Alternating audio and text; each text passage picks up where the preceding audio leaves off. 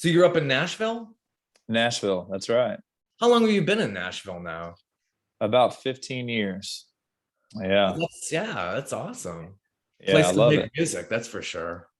It's definitely a place to make music. It can be a humbling place as well, because a lot of these folks know what they're doing.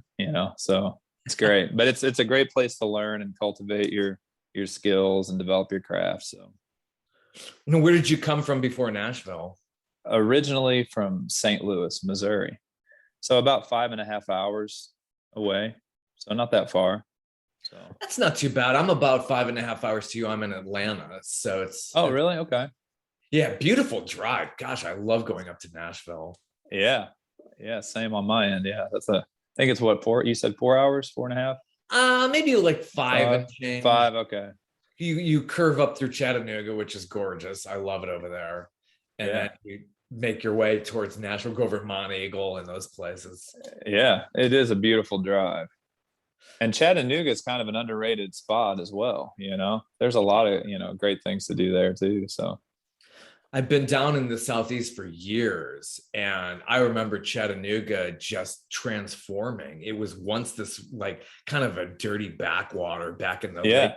60s and through the 70s. And then in the late 80s, all the way through the 90s and beyond, it was like, it's amazing how they turned it around. Yeah, for sure. Completely. This is so being in Nashville though, I'm sure like it doesn't have that hard edge like your LA's or New York. So you got No. rid of people. It must be awesome too. Yeah, it's a little different. Yeah, for sure, than those places. I've been in New York a few times, almost moved there a while back, but didn't. I have a lot of friends that are New Yorkers. But just ended up staying here for now. Cool.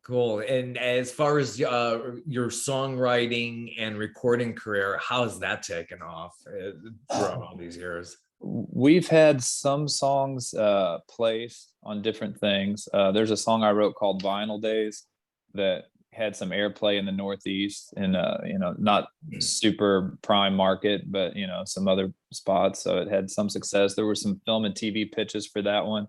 We haven't solidified anything yet, but that song's had some traction. Then I've done country music as well, so some of my stuff has had some success. I did an arrangement for a country artist named Brandon Lay, who's on Universal, and it was Tennessee Christmas, but it was like a piano, version that got released as like a video with him and his wife. So that was kind of cool. And then it's just a lot of stuff. I mean, I did the show Nashville for a few episodes, and you're doing a lot of sessions for other artists, so playing keys or singing backgrounds, and then writing your own music and trying to get placements. We had one song that was on a video game or something. So you'll get these notifications from your PRO every now and then, and still trying to figure out where all these pieces are going to actually, culminate into, like, this is what I do in this streamline, like, look at my career or whatever. But right now it just feels like there's hundreds of pieces scattered all over the place, kind of waiting for that time, to see how it all makes sense. It seems like through the pandemic, people are getting this kind of work where it's like, TV, film, and, there is a lot to be had there. There's so much content being generated, even though we're not seeing ourselves in person anymore. Sure. Right. It's different. I loved doing sessions live, with other players and in the room. You can come up with, cool ideas that you weren't even thinking, even on a song that you had written. Someone might have an idea, and I love the collaboration aspect of it. So it is a little different doing a lot of things virtually. The technology allows you to do it, so it's great that it exists, but there is something special. Hopefully we'll get back to that someday where we can get back in the studio. It's fun. It's just a unique experience. So Yeah, I think that's where collaboration is important, especially with musicians. yeah. You could sit here and you could trade files and you could do your Zooms and WebExes and stuff like that. But Yeah. being, there's nothing that compares to the spontaneity of y'all being in the studio and just going through that way. Yeah, it's fun. Now, what about you? What do you do? Or are you're living in Atlanta? Are you originally from there? No, I grew up in Cleveland, Ohio. That's the birthplace Okay. of rock and roll. That's Yeah. It was always on my radar growing up there. In Cleveland, they put the Rock and Roll Hall of Fame there. I remember it was in the 80s. They were really debating, there were a lot of cities were fighting for that. Oh, And sure. they finally got that going. Yeah. I've been in the Atlanta area now for almost going on 33 years. Oh, wow. Okay. I've seen a lot of transformation down here in the Southeast. Yeah, I bet. Been working a lot in television. A lot of my works have appeared the Warner Media properties, Oh, okay. CNN, CNNI. Uh-huh. Do a lot of video work and producing for those outlets. So Okay. that's been a lot of fun. One of my latest projects, I did a package for a series called Champions for Change. Okay. And it's a sponsored series that they do. So it's really a lot of fun to do that. But in my spare moments, I have done music packages, features for what was then the Airport Network. So this podcast kind of it stems from that. I did a lot of package. I interviewed a guy named John Oates who lives who has a really good band of his own, or at least he did 3-4 years ago, and traveled with them. And did some of those features on those musicians, and then Airport folded during the pandemic. And this is a great creative outlet, and talking with people like you who create magic. Yeah. It's Well, thanks, really, man. it's fascinating what you all do. Yeah. Well, thanks. Yeah. It's a fun thing to get to do. Sometimes you don't realize, how lucky you are until something happens like a COVID, and all of a sudden it's like, boy, I enjoyed going in there a lot more than I thought I did. You know what I mean? So you think you're a loner until you're forced to be one for a few months. And then, you miss so folks. True. Now, do you have your nice, beautiful piano there? What type of piano is that? This is a Mason and Hamlin double B, actually. That's a beauty. So yeah, Mason and Hamlin, it was originally one of the premier American-made pianos with Steinway. This was a Boston-made piano, and the Steinway is New York. But they're both, super high quality. I wouldn't turn either one of them down, But I was fortunate. A country artist I actually met, he had this piano that he brought from New York for his father, who was the first classical piano professor at West Point, of all things. So he was a piano professor there, traveled all over the world, and unfortunately passed due to COVID. I think he was probably 92 or something. I mean, he was in his 90s. So they had purchased this piano from the New Jersey Opera House, and they were moving it down with him. And he passed. They brought the piano down. He doesn't really play, so I was playing, and he heard me play. His dad was playing a Clair de Lune, which everyone's probably familiar with that. And I started playing along with the video that his dad had on there. He was like, if you want it, I'll make you a great deal. So we have a townhome here. So square footage, I guess it's up to interpretation sometimes. So I really don't have the space aesthetically for it, but I couldn't say no. So here it is, but I'm thankful to have it, but it's a great one. Absolutely beautiful. Do you have to have somebody like professional come in there and maintain and tune that? How does that work with something that's so classic like that? You do. I have a tuner that I mean, he's a tech tuner, rebuilder. So he knows pianos inside and out. So he can take, it's kind of a little nerve wracking to watch him do it, but he can almost take it down part by part and just lay it out if he wanted to. Yeah. I mean, to like restring new hammers, you can do all that. A lot of folks are leery to jump into the acoustic piano game because of all of the, well, what if this happens or what if this breaks in the tuning? But really, if you have a good tech that you trust, you're pretty safe. Actually moving a grand's a little easier than an upright sometimes if you have the right folks doing it because of the tools they can use to move this. But yeah, I love it. There's the overtones that you get when you play the piano. So like when you play a digital instrument, it's sending a sound signal like a laser, right? Sure. And it's hard to get the overtone that comes, not just the notes, but just like the human voice. There's other things going on than there's just the laser digital. Exactly. That's a great way to put it. Kind of like the glue that takes the tones and puts them together. So you just can't beat it, Of course, you can't take it with you on the road, but Used to many moons ago. I remember seeing Elton John years ago with the big, Uh-huh. and the something broke on it and the tech came right out. Sure. Quickly fixed everything up. I mean, it's like this total genius. And that Sure. thing with the crowd while they were doing wasn't even like 3 minutes. Wow. Yeah. I'm sure Elton has his tech game squared away. You know what I mean? And that Yeah, was I'm like sure 37 years ago. oh yeah. No, those guys are at the top and they definitely know what they're doing. So Billy Joel, Elton John, Yeah. they've got it going on for sure. But these days, though, like a Billy and Elton, these legacy artists, don't they have it digitally and it's like encased in something like that? That's what I've heard. Yep. Yep. Yeah. It just makes it easier. There's a lot of tracks going on and there's just pianos can go out of tune, especially if you would actually be, moving that around from venue to venue. And the guitar is going to be in perfect A440 and so on. And they might be tuned. You got to tune to the piano. And it's just easier to do that, to get that perfect sonic sound.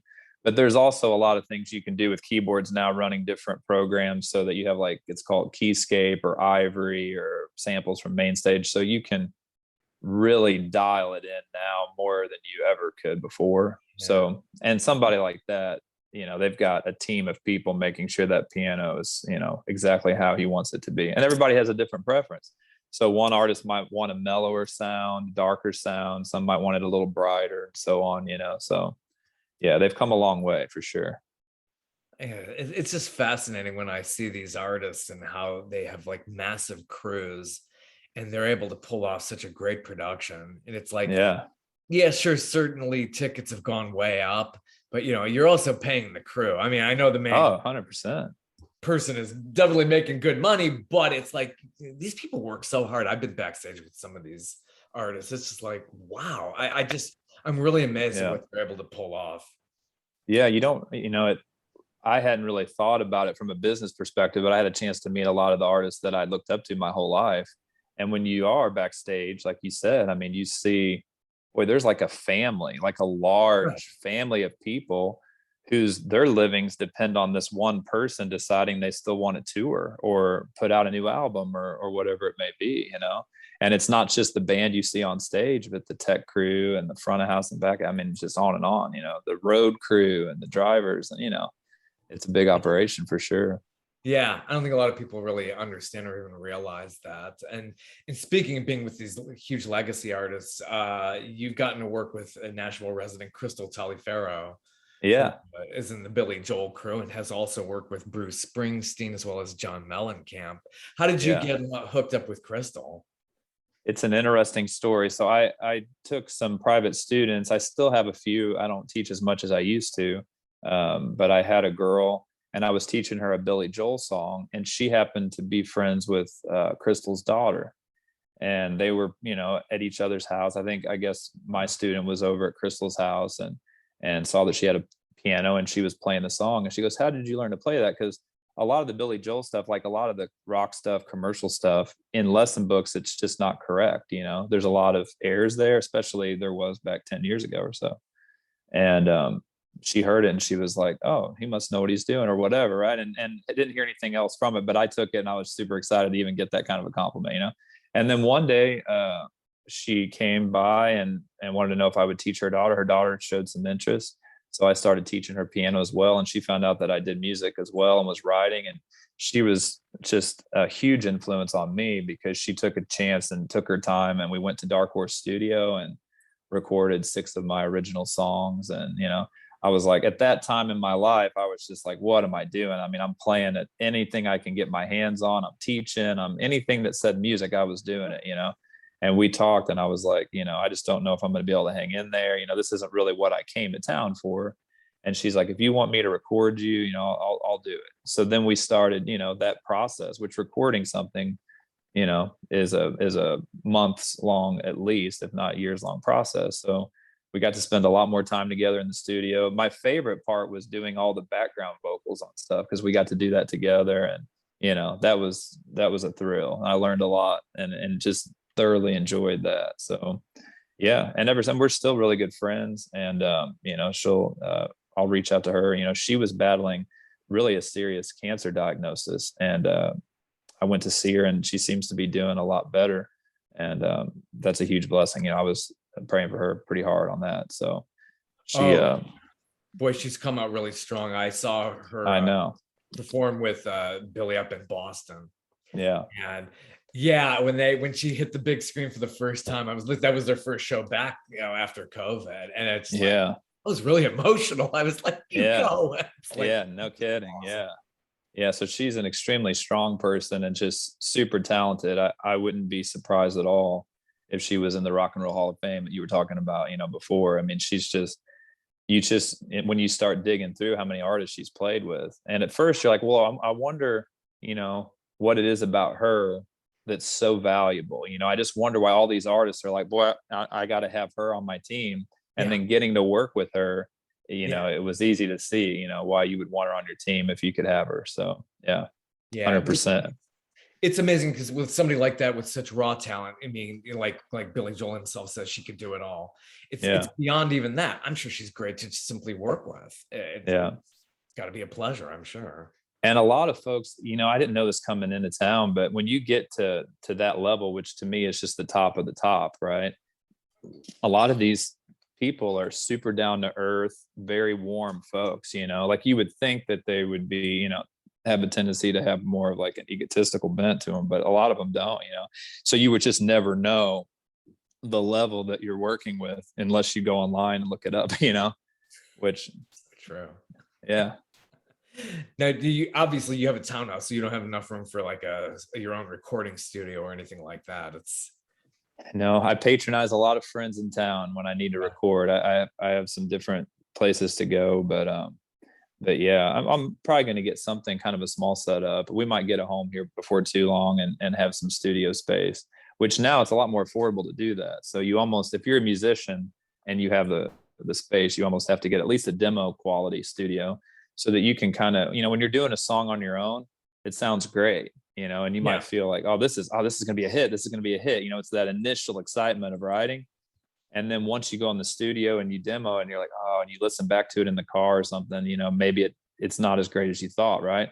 And it costs a lot of money to do that. So if you have your own little setup, you can at least demo it, listen to it around the house, throw some drums, bass, and keys on there or something, just a rough mix, and live with it a little while. And then if it's worth it, then you can, go and do a full-blown deal. But so before too long, just not, I went with this for right now, but yeah, definitely on the docket is the studio.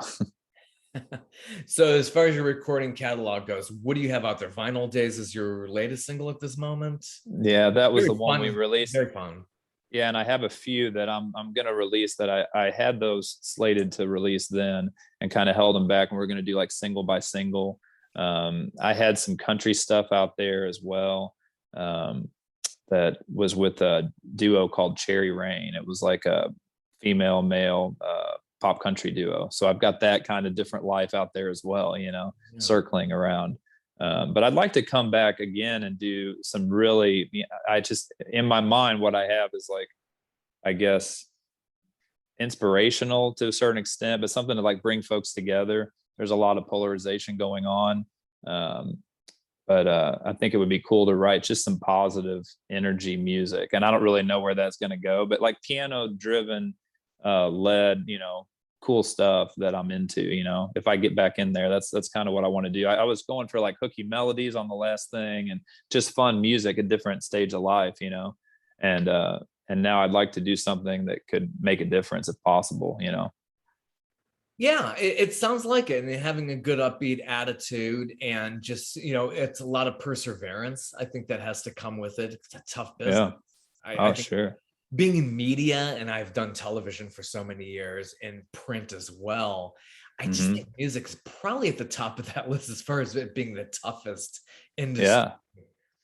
Yeah. I mean, Billy Joel's had some interviews where he said, if I was to do that now, it would be harder because there's just not the timeline. A record company wants you to come in with like 1 million fans so that they can kind of come in and, give you a piece of the pie, but you've already kind of got a pie going yourself, as opposed to bringing you in young and developing you. There used to be developmental deals and there's not as many anymore. So I've worked with some. I had a young guy I worked with that was on America's Got Talent and did really, really well and launched his career on that show. Had a kid that I worked with a little bit that was on American Idol, and he did really well. And I got some girls now that they are starting their band and they're doing really well, because the developmental deal is really not there. So a lot of folks are reaching out. So I'm doing a little bit of that to give back, and that's been really fun as well, But as far as my own stuff, we're going to see where it goes, right? Yeah, I mean, you throw it against the wall, see if it sticks. I think that's there's no exact formula for this business, or maybe any business these days. It's just there's no like total straight, here's the job security. Hey, you're going to be a doctor or lawyer. It's like, no, I think everything's competitive now. You have never arrived. And a lot of times you're taking gigs, I'm playing at the Belmead Country Club next week, and a lot of it, I mean, I'll do some of my own stuff, but what they're going to want to hear is covers that have made it, right? So like Just the Way You Are, Billy Joel, or The Way You Look Tonight, like they're not asking for my stuff. So in order to make a living too, sometimes you got to just, and I love those tunes. So it's really easy to fall into that as well, right? So it's just tricky to get to put enough time into each bucket. But so far, as long as you can make a living doing it. I remember asking another mentor of mine that he's played with Michael McDonald for I think 10 years and was the band leader for Olivia Newton-John. And I said, like, when do you make it? Like, when do you, because I felt like this guy, if anybody had made it, that that he made it. And he said something kind of like, you don't really ever make it per se like you do in some other professions, like you said, like when you become a doctor and you've done your residency and now you're an established physician, for the most part, you've made, you've set your goal and you've achieved it. But with music, you don't really ever make it. Each tour you have to get rebooked. So even if you're the piano player for Carrie Underwood for 30 years solid, 31, they might go with somebody else, or whatever it may be, or you've written hit after hit, what's going on right now. So you're constantly reinventing yourself, constantly trying to gain new skills and become, relevant, and try to figure out, how to continue your career. So yeah, you have to be kind of entrepreneurial in a way, and being an entrepreneur in the music business is something like Crystal. It's like not just with this one artist. I mean, she's worked with several. The platter is very wide. So I mean, and she's there in Music City there, just doing her thing, and developing people like you. It's really neat. You've also worked with some other folks there too. Some very, very talented people, like Ron Browning. Oh yeah, Ron. Yeah, I had an opportunity. One of my best friends, he passed away about, gosh, almost 10 years ago. I guess it would have been 9 years ago. And I met him. His name was Maurice Carter. And he met when I, at that time, when you get out of college and you come to Nashville, I mean, I went to school here. It's just a lot to take in. You feel like you're just going to kind of start sailing and, you're off to the races with your career. And a lot of times it doesn't work that way. So I met this guy and he super inspirational, brought me to Ron because he took voice from Ron and he was a background singer for Wynonna Judd. So I got to meet those folks and he did other things too and had a solo career, but that was kind of his platform gig, So I met Ron and didn't really know Ron, but I had did musical theater stuff and other type of things as well. And he was a commercial vocal coach. And he's worked with everyone, So he told me, I'll work with you if you want, I'll take you on as well. So working with him really helped me make the transition from like a college, music degree kind of thing to the commercial music industry and trying to develop your own sound and try to be unique and have technique, but not sound super technical, So he's great. I mean, he's worked with everyone, I mean, Lionel Richie and Patti LaBelle, Carrie Underwood, and, some of the big name. And I think, and his career's just continued to grow. So I don't even know what all he's done. If there's a grad band Fleet, he's a vocal coach for that band, That's so he's cool. kind of at the top at this point. So if you're, an epic major artist, you've probably run across Ron. So he's been instrumental too in helping me develop. So make serious connections in Nashville. It's just really fascinating. You can. And if you want to go and just, make a living doing music, it's, a lot of Elvis Presley said, record in Nashville and then play outside of Nashville, because everybody does play here. So as far as coming here to perform, to make a living, maybe not so much, but coming here to develop and, cultivate your skills and develop your craft. And then anywhere you go, you just have a leg up on a lot of people because you've been around these just amazing artists that are contributing to these, major artists themselves, and it's just, it helps you, become your best as well. So then when you go, we'll go to Pensacola on vacation or something. And if I go into a piano store and I'm playing stuff, a lot of folks don't hear that kind of music in Pensacola where somebody's, at that level.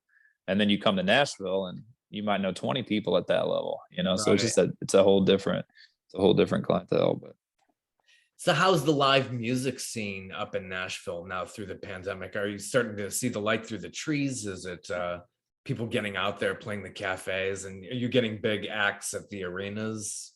I think, yeah, we have one that we just, it's south of town that they just started.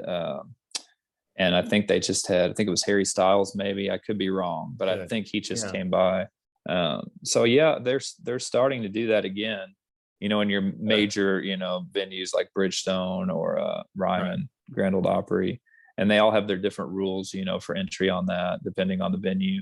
And then your smaller stuff is starting to open up. And what I have noticed that's kind of interesting is before the pandemic, a lot of folks in Nashville, you just tune out to music really quick if you're not in the scene. Like say you move to town and you're from California. At first, it's like, oh, my neighbor's son has a band, and a guy I met at Publix has a band or whatever. And you start going to all these things thinking it's a unique, oh, I got invited to go to this, And then all of a sudden, a few months down the road, you've gotten invited to go every single day. And then you just kind of take a step back, right? But after the pandemic, coming back again, it seems like the appreciation for live music and just being around other people has went up. So I have noticed that. So that's kind of been a blessing, a cool thing that's come out of it. Yeah. I like your single Cafe. How did that come about? Well, I had a chance I was writing that as just a groove here. I was trying to look for something. I just wanted kind of like a groove bass line with some chords. And that's how I approached that one. And then I co-wrote that with a country writer named Kenneth Duncan. And it was just kind of like, almost like if you're sitting in a cafe and there's you have all this in your head about how you would approach someone, and you were going to, say the right thing at the right time, and it was just going to go perfectly. But a lot of times that just stays internal because you don't take that step to actually say anything at all. You know what I mean? So it was kind of like, if you could come up with the perfect scenario as you're sitting in a cafe and you see someone you're interested in, what would that look like? If you actually did and said what you would like to do and you didn't stumble all over yourself and, all that kind of thing. So that's where that came from. So it's probably better just to come out with singles these days because of the formats. You got your Spotify's, your Pandora's. I miss the days of album. Sure.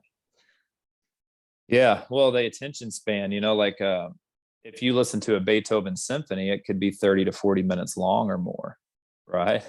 And if you think about in today's world, how many people would do that? And then the album, sitting through 10, 12 song album, the same kind of thing. Well, we didn't have, even when I was younger, you had CDs, and a lot of times you'd listen to the whole CD. And as a writer, you find out later on, if you get on the CD, you make X amount of money, even if it's not the single.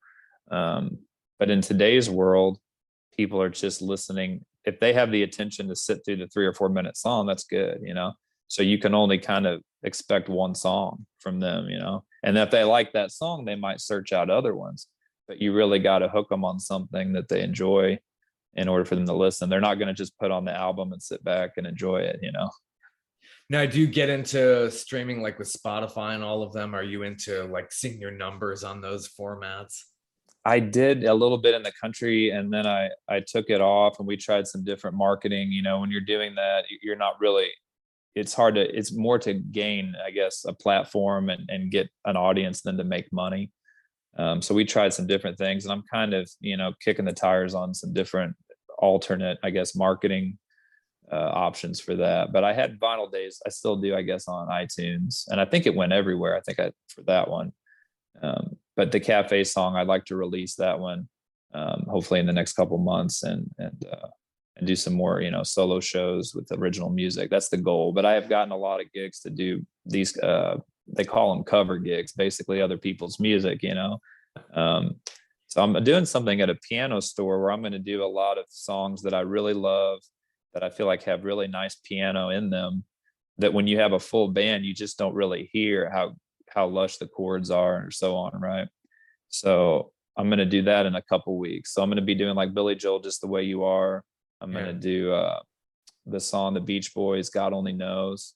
Oh, I've seen you do that and on YouTube. Yeah, somebody doing that.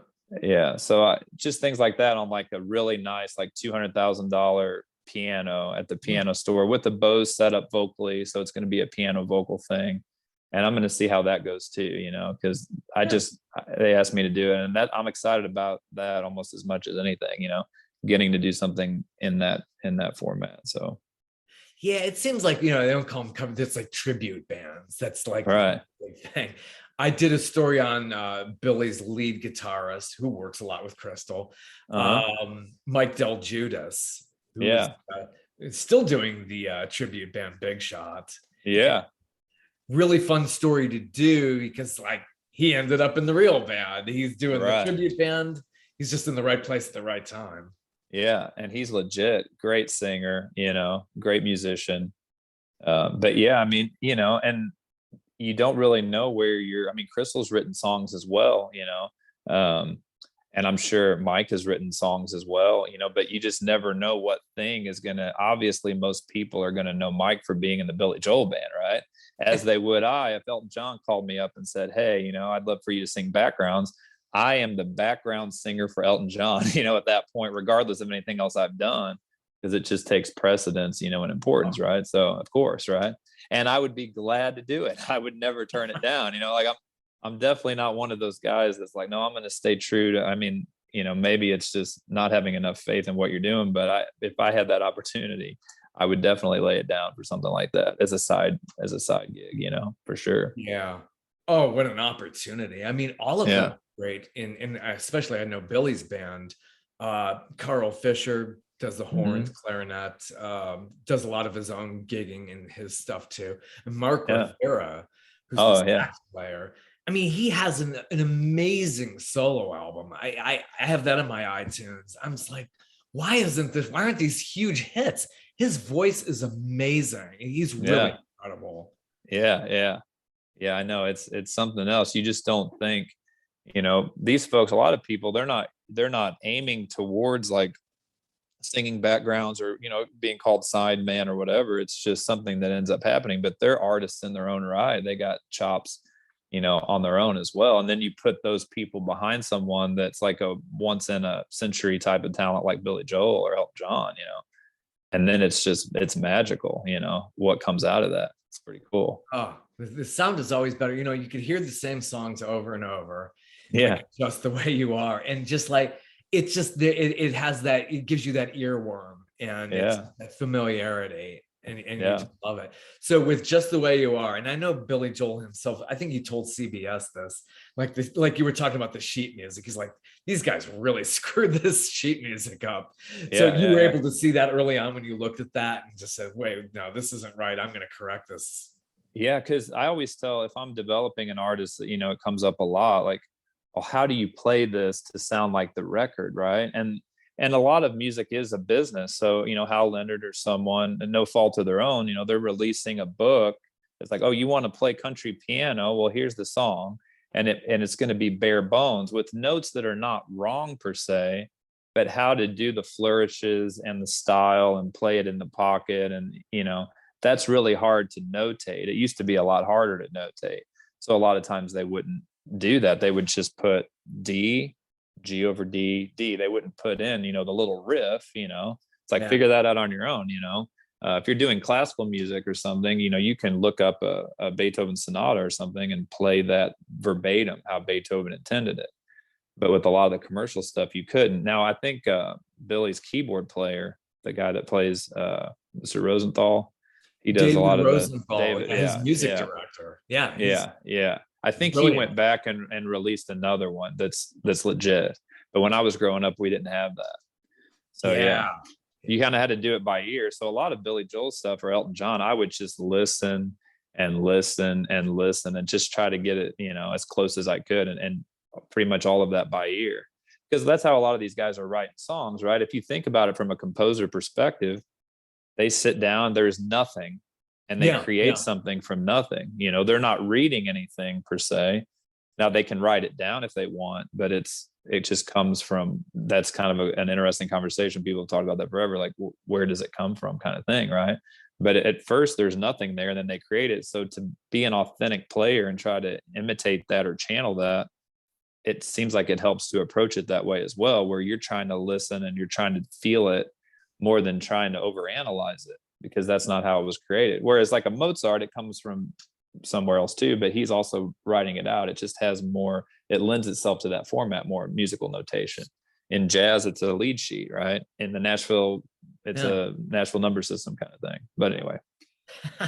Yeah. It's interesting. So you have a degree in piano performance? Is that I did. I ended up getting, I felt like I needed something to fall back on. That's probably not the safest choice. I say, my parents always joke around about that comment, like, what do you mean something to fall back on? Like, like a degree in piano performance would just pretty much set you up if it didn't work out in the other avenue. No. But I knew, teaching, it just seemed to be something that folks would always need, and I loved it. So I just decided that would be the thing that could help me. And I was playing in piano bars in Nashville when I was probably 18, 19. Started in St. Louis when I was about 16. Just kind of, as soon as I got my license, drive downtown, find a hotel with a piano. And back then, I guess as a young, kid, you don't have like great 4-star type of restaurant meals, right? So I would go play and I would take the tip money and go to this Italian restaurant across the street where everyone was dressed in a tux, and it just felt so cool to be able to go in there and sit down and have a meal, and they were like, what are you doing? Like, who is this guy? So that's where it all started. And then when I got to Nashville, you were playing classical music in the practice room and then going to these smoky, hole in the wall, piano bars and pretending you were Billy Joel, listening to his album the whole way there and just, living kind of the song out a little bit. And a lot of people have that experience, but it really makes you appreciate his stuff then, because you just see it. I mean, when you're playing Piano Man in a piano bar, you feel like you're in the music video, so it's pretty cool. But that totally captures it. I know, it really always you don't even need the video. It's like, a lot of these earlier Billy Joel songs is like, you don't really need the music video. I mean, he's describing and you can picture this. And you feel like you're playing the character. It's like, there almost every piano bar I'd ever played, it is like that, it's 9 o'clock, I mean, it's like the whole, from the downbeat, it's like, wow, this is a really great way. I couldn't have explained this any better, and you're just sitting there like, how did this guy know? He wrote this song 40 years ago or something, and here you are playing it, watching the same scene take place. Nothing's changed. It's going on. Yeah, it's crazy. So you picked up piano when you were 4? Just did you start noodling? Did they give you lessons? Just kind of goofing off. I mean, my dad he was singing in Branson, Missouri. I don't know if you've heard of. There's a lot of live music shows. Yeah. So I grew up around musicians and players, where they would show me something and I would learn it. But up until I got in, I guess I was in 6th grade when I had someone show me something, because the choir director of my middle school choir hated piano. That was her exact word. She was a vocalist and she had to take piano proficiency, and she's like, I don't want to do this ever again, and if you play at all, I will teach you how to play all our warm-ups. So I started doing that, and then it was more just like a skill to help others at first, and I sang more than played, and then got more into that when I learned you could go to do hotels and make some extra money, and went to school and majored in piano and had a great piano professor. And y'all make it seem very effortless, although I know you're putting a lot of effort into it, because it's singing well. I'm sure this is incredibly tough, and with the technology, I'm sure you got to hear yourself back a bit, and I'm sure it's hard to like listen to yourself. I mean, if I did that, I don't want to listen to myself. I mean, 100%. Listen to our voices back. A lot of us. No, yeah. I mean, it's almost like if you put your hands over your ears and you just start to talk. That's kind of how it feels in the studio. That's just like a pretty, that's definitely not an exact analogy there. But when you do listen back the first time, it's just like, wow, that's how I sounded. It can be deflating. I try to always go in the studio if I've worked with a younger artist that first time, because very rarely are they going to come out just like, wow, I sound as good as I thought I did, because it's a dry, vocal. And now you can do a lot on the back end production wise to make that sound smoother and all that. But at first it is hard to get used to. But then there's an art to that too. It's hard to, when you're playing live, there's an excitement and an energy that comes with that when you're in the studio, you kind of have to figure out how to create that, even though it is, you're in a little booth with headphones and a channel, all these different channels, trying to get the click up the certain way or the bass or whatever. So you want to have that live sound, even though obviously it's not live. So it's just like anything, it takes practice, and you can get better at that, the more you do it. Yeah. So for the future, you just want to keep releasing singles and getting the gigs wherever you can in the area. That's really the truth of it. Yeah. I mean, just, continuing to work, doing what you love, and when the inspiration comes, and, write something and do a little pre-production, and then see if it's worth going and doing a full thing. And yeah, releasing songs and hopefully getting some placements, film and TV, and just seeing where it leads, Awesome. Well, thank you so much for stopping by. And no, thank you. Yeah. Thank you for the opportunity. Yeah. Excellent. And best wishes for the future, and just keep at it. Yeah. Yeah. Nice to meet you. Nice to meet you. Have a good one. All right. Hey, you too. All right. Take care. Bye-bye. All right. You too. Bye.